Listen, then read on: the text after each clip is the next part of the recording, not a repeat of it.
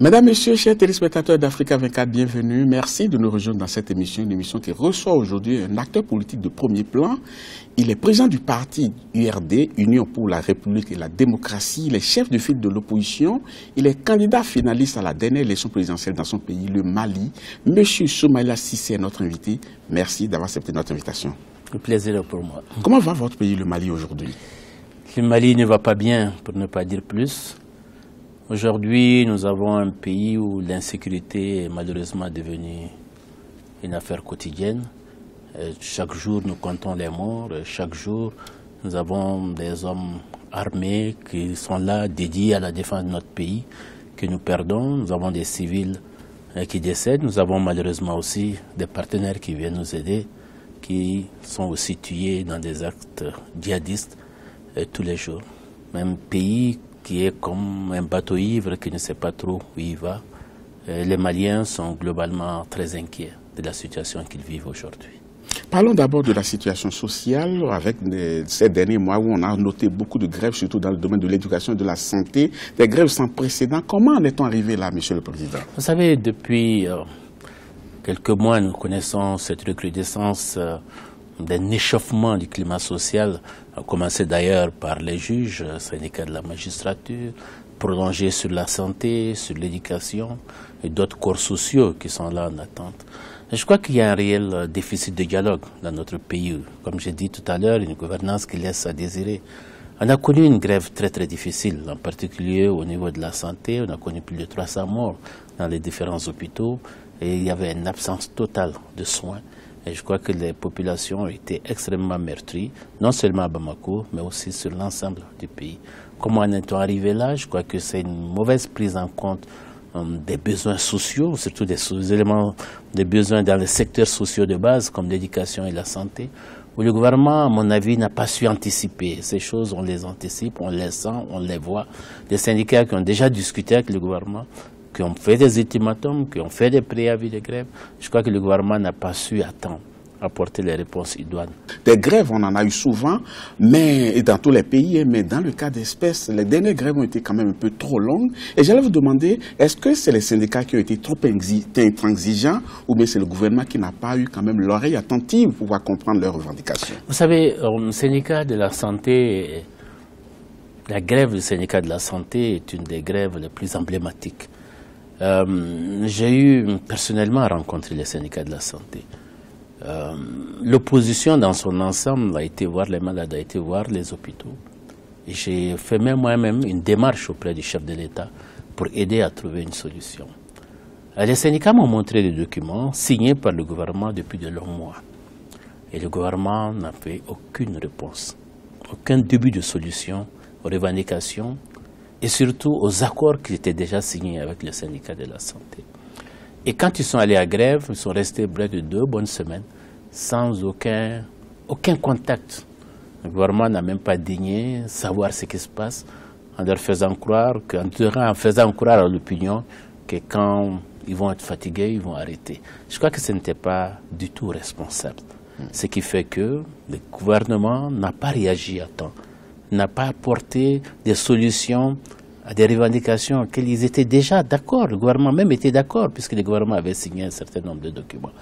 Mais quand on voit les conséquences, c'est vrai que c'est déplorable, mais certaines personnes estiment que cette grève-là profite quand même à quelqu'un, à un groupe de personnes. Est-ce que vous voyez un peu à qui ça peut profiter? Quand il y a mort d'homme, on ne peut pas parler de profit. Quand il y a des hôpitaux qui se délabrent, on ne peut pas parler de profit. Quand le climat social devient lourd, devient délétère, ou quelle que soit votre position politique, vous en souffrez. Mais certains peuvent quand même récupérer cette situation. Il n'y a pas de vraie récupération dans ces situations. Et quand on parle de récupération, à qui on fait allusion? Oui, on fait allusion aux opposants politiques. Oui. Non, je crois que ce qu'il faut voir, c'est qui perd le plus. Ce qui perd le plus, c'est vraiment l'État, le gouvernement, sa notoriété, et puis le pays dans son ensemble. Vous savez, quand nous perdons 300 personnes, on ne peut pas s'en réjouir. Alors la situation a conduit quand même à la mise en place d'une nouvelle équipe gouvernementale avec le départ du ministre de la Santé, du ministre de l'Éducation. Est-ce que c'était la bonne solution? Non, je ne suis pas sûr que le changement de gouvernement soit directement lié à la situation sociale. Mais quand on voit que c'est celles de cette oui, non, ils sont partis, d'autres sont partis. Mais il faut dire aussi que le gouvernement était un gouvernement élargi. Aujourd'hui, on a 36 membres du gouvernement. C'est énorme, c'est pléthorique. Mais nous avions une situation sécuritaire, on en a parlé au début, qui nécessitait quand même une réaction. De toute façon. On a une situation sécuritaire qui est là, qui n'a pas été résolue. On a un gouvernement qui est là, que je jugerais plutôt d'un gouvernement qui était plus un gouvernement de campagne, qui est en train de préparer des élections, qu'un gouvernement pour faire face à la situation sociale. À cause de l'effectif Non, il y a non seulement l'effectif, mais aussi à cause des acteurs, je crois. Les acteurs, ceux qui sont là, le Premier ministre était le directeur de campagne du président, celui qui a été mis à l'administration territoriale, nous savons ses positions, partisanes, déjà au moment de la transition. On ne peut pas espérer que celui-là puisse gérer de façon impartial le ministère de l'administration territoriale qui doit organiser les élections.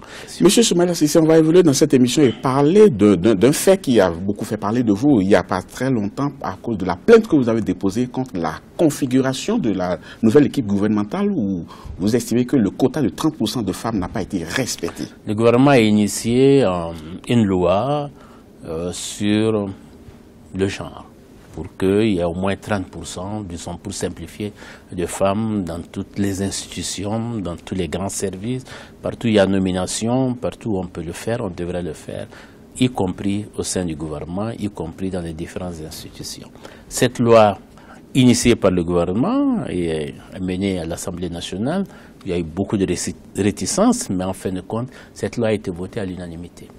Et le 8 mars 2017, qui est la journée internationale des femmes, le chef de l'État lui-même, devant plus de 3000 femmes, a annoncé qu'il va appliquer cette loi et qu'on verra ce qu'on verra. Et en avril, il y a eu un nouveau gouvernement. Et dans ce gouvernement, il y a 20% de femmes. Ce qu'il faut dire en démocratie, la première chose, c'est respecter la loi.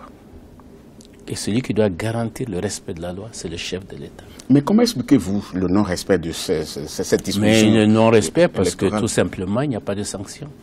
Tout simplement parce qu'il y a ce qu'on fait et on fait autre chose. Oui, mais ce qu'on dit et on fait autre chose. C'est les femmes méritantes qui ne sont pas disponibles ou bien si les femmes méritantes n'étaient pas disponibles, le gouvernement le président aurait dû le savoir à l'avance, au lieu de faire voter la loi. Une fois qu'on fait voter une loi, on l'applique. On ne cherche pas des faux fuyants. On ne peut pas avoir 10, 11 femmes disponibles au Mali pour être membre du gouvernement. C'est à croire que depuis l'indépendance, on n'a mis aucune femme à l'école. Je crois que cela ne peut pas s'expliquer. C'est seulement une sorte de laisser aller, on prend les lois pour la forme, on fait plaisir à la communauté internationale, on affiche quelque chose au tableau, mais dans la réalité, la pratique est tout autre. Cette loi est votée à l'unanimité, elle a été ratifiée, le décret d'application a été pris en Conseil des ministres, a été signé, et le gouvernement fait partie des institutions de la République de par la Constitution du Mali. À partir de là, il faut respecter. Si le président de la République ne respecte pas la loi, je ne vois pas en quoi le citoyen lambda, comme on dit, va respecter la loi. L'exemple doit venir de haut. Et l'exemple, à ce niveau-là, n'est pas venu. Nous avons posé le problème à la Cour suprême, nous attendons sa réaction. Un autre fait d'actualité, la conférence d'entente nationale qui s'est achevée en mars dernier, en fin mars dernier plus précisément, qui s'est achevée sur une demi-teinte. Est-ce qu'on peut dire que c'est du succès? Mais apparemment, pour beaucoup d'observateurs, ça n'a pas porté ses fruits. Est-ce que c'est votre lecture? Non, pour moi, il n'y a pas eu vraiment de conférence d'entente nationale. Il y a comme une case à cocher sur un échiquier qui a été fait avec les accords d'Alger. Il faut faire une conférence d'entente nationale, on fait une rencontre qu'on appelle conférence d'entente nationale. Donc c'est pas pour régler les vrais problèmes? Non, la première chose, c'est que dès le départ, les termes de référence ont été dévoués, et que les groupes armés n'étaient pas d'accord avec les termes de référence, qui ont été obligés d'être modifiés, et ça devait aboutir à la signature, à l'écriture, à la signature d'une charte d'entente nationale, qui a été reportée au calendrier grec. De 300 invités, on se retrouve à plus de 1200 invités. L'opposition qui a été accusée d'avoir boycotté, l'opposition a été invitée. Vous avez été invité au troisième de la conférence, ou bien au début on vous a invité, c'est vous qui n'étiez pas... On n'a pas été invité, on a été consulté au départ, nous avons répondu aux consultations. Et vous avez dit nous avons été nous-mêmes jusque chez le bureau du médiateur pour demander les termes de référence, pour demander le format de la conférence, pour savoir le nombre d'opposants qui était prévu. On n'a pas eu de réponse.